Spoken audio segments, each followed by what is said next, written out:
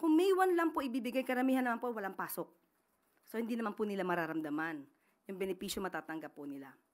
At sabi nga po ng ating Pangulo, ito po ay pagpabigay-pugay na rin po sa ating mga workers. So bigyan po natin kahit konting kaginhawahan at para maibsan naman yung konting hirap sa pamamasahe dahil malaki din po itong gastusin para sa mga manggagawa. At ito pong benepisyo ito ay binibigay ilang araw bagong eleksyon at sunod-sunod din po yung mga surveys on approval and trust ratings.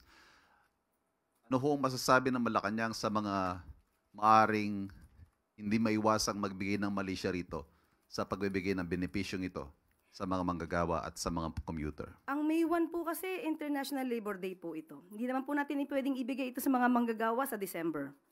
So tama lamang po sa panahon kung kailan dapat sineselebrate po ang Labor Day, doon lamang po natin ibigay. Pero yun nga po, hanggang May 3. Opo. Para wag naman po natin bigyan ng mali siya, hayaan po natin makinabang yung taong bayan sa mga maaaring itulong ng gobyerno sa kanila.